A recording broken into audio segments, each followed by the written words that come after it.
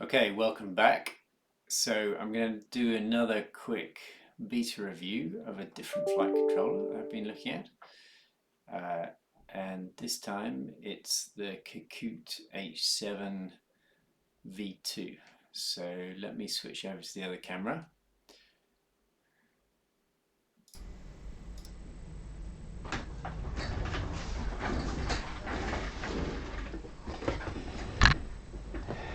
Alright, so I've got two here, thanks to Holybro, they're very kind.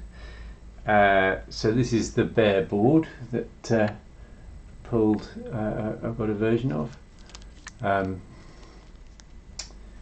And you can see it's a 30 by 30 board, and then I've got that mounted in my beta here as well, which you can just about see.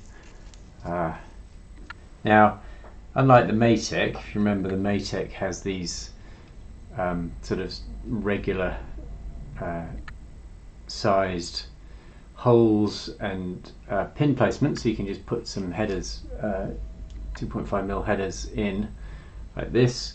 That's not true of the Holybro board, so you can see there's some little holes there, but not really big enough for anything standard, and actually the width of the pads is not 2.5mm either, so I think this is more designed for just wiring regular gauge silicon wire straight in. So actually on this one, so I can make it replaceable, I've put a bunch of, you can't really see in there, but I've put a bunch of regular gauge wires then wired up to a pin header. So a few features of this board which I quite like. So it's the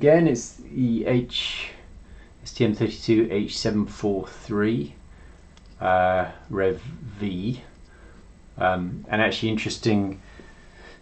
So I think most boards come with Rev V these days. There are Rev X and Y. And one of the issues with the Rev X and Y is that there's a bug in the silicon, which means you can't clock the chip beyond 400 megahertz. But with the Rev V, you can clock it up to 480 megahertz. And actually, on the hardware definition for this, I have indeed clocked it up to 480 megahertz. So this actually runs faster than the Maytec boards at the moment. The Maytec has the same rev, but the Maytec didn't want to push the chip harder than that because of heat issues. So another couple of things to note about this board relative to the Maytec: it's still got USB-C, which is nice. There is no SD card, so instead of an SD card, it's got this Winbond chip here that you can just about see, and this is a new chip that they've started using on a bunch of flight controllers. Holybro have used it on this V2, on the update to the Kakute H7 Mini as well, and it's nice because this is a big flash chip. This is a 1 gigabit, so 128 megabytes. And not only is it bigger, but it's faster as well, and the architecture is slightly different. So on one of the older boards, I've got one here, but you can't really see it there. So this is an old Kakute H7 Mini, and there was an old Winbond chip mounted here.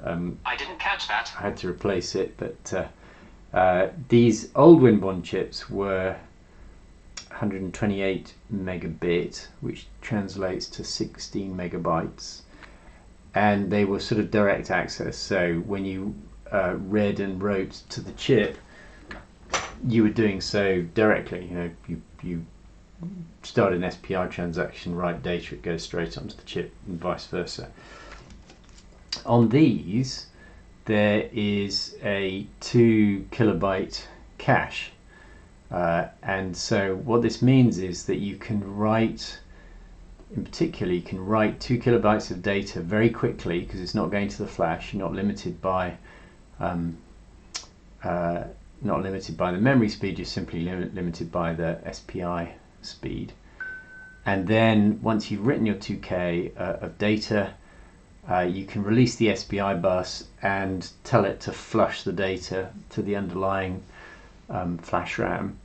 And the great thing about that is, while that's going on, the SPI bus and the associated DMA channels are not held. So basically it sort of it creates a lot less lock contention or DMA channel contention if you're sharing those channels. It's also a lot faster. The underlying writes are a lot faster. I think it's spec'd at something like 2 megabits, whereas these are, wherever it's gone, they're like a factor of 10 slower, and that's quite significant for ArduPilot. So the old chips, I think they were spec'd at something like 230 megabits. In reality, that worked out at about 130 megabits, and that's actually too slow to comfortably log all of the data that you might want, in particular for ArduPilot, especially fast attitude logging. Whereas this one, spec'd at 2 megabits, I don't know what it sort of works out in reality, but this actually is fast enough that you can do kind of fast logging, and it's big enough that you can capture a decent sized log. So 128 megabytes would be the largest log, which is decent. And so I would say this chip much more suited to ArduPilot than the old chip was, so that's great. It is slightly a shame they've removed the SD card on here. I guess that's for cost reasons, but still what they've replaced it with seems pretty good. And then the other change on this board, so it's got a regular SD, is the IMU is the BMI 270, which people, I think that might be it there, people have mixed opinions about. And actually I did quite a lot of flight testing with this board on this copter, because I ran into quite a lot of problems, and it turned out the problems were not related to the IMU, they were related to the way the notch filtering was working. But for some reason this IMU and board really provoked those issues. So it was quite good for discovering the issues. I've now got rid of those issues. All the fixes are in 4.3, and this flies great, and I would say really indistinguishable from the Maytec boards. Really great flight performance, very smooth, and also able to capture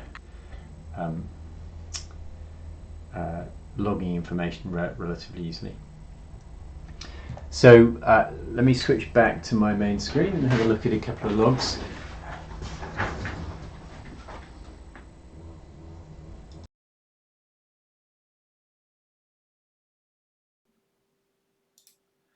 Okay, well, somehow I've messed up on the audio stream for this this video, so adding this afterwards, and hopefully I'll be able to capture what I was saying before. Not a good lip reader, so I won't be reading any lips.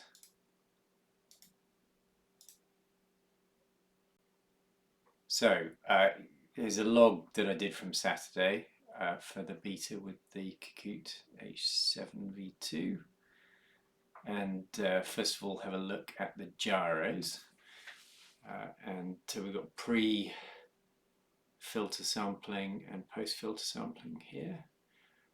And I think the first thing you can see is that 235 Hertz, there is this large resonant peak. And then in the post-filter I've got a static notch to take that out. Very interesting, if you switch off the static notch you can really hear the resonance. And I do have a video of that somewhere, but I'll can't show that here. The rest of the noise is fairly standard, but I think the one thing to notice is the Filter frequency only goes up to 800 hertz, and this is because the sample rate for this IMU is only 1.6 kilohertz. At least that's how it appears. It's not actually quite 1.6 kilohertz, it's actually 3.2 kilohertz, but there is an anti-alias, hardware anti-aliasing filter on this IMU. But in order to use that, you have to pick up the samples in a particular post filter stage, which you can only get at a maximum of 1.6 kilohertz. So this is 3.2 kilohertz raw sample rate anti-aliasing filter, and then 1.6 kilohertz post anti-aliasing filter, which then we apply software filters to. One of the issues with that is that if the copter is flying hard, let's say it gets up to 300 or 400 hertz, then noise, three-blade props, so the third harmonic at sort of 900 to 1200 hertz, there's no way we can filter that effectively, and it might appear as aliasing noise further down. But if you look at the post filter, you can see it looks pretty good. There's higher noise on X and Y, as with the other flight controllers, lower noise on Z, but generally minus 20 dB and below, which is very good, or quite good enough for decent filtering on a fast copter such as this.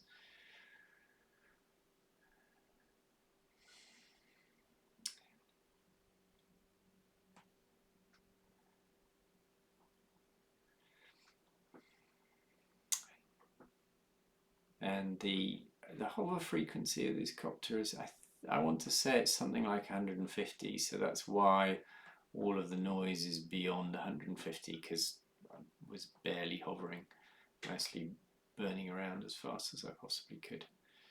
I don't know what that little spike at 650, 680 hertz is on X, especially as it's not really apparent in the pre-filter log. But if we have a quick look at accels, they're quite interesting. So you've got the pre-filter log here for accels and the post-filter log. And you can see there's this big notch at 400 hertz, and this is a hardware notch filter. So there's no software filtering going on in this pre-filter log. And so clearly there's some sort of resonance spike there that they've accounted for in the hardware, and that's why there's this hardware notch filter. Not apparent at all post filtering, but pre-filtering you can see it there. Just this very deep spike at 400 hertz.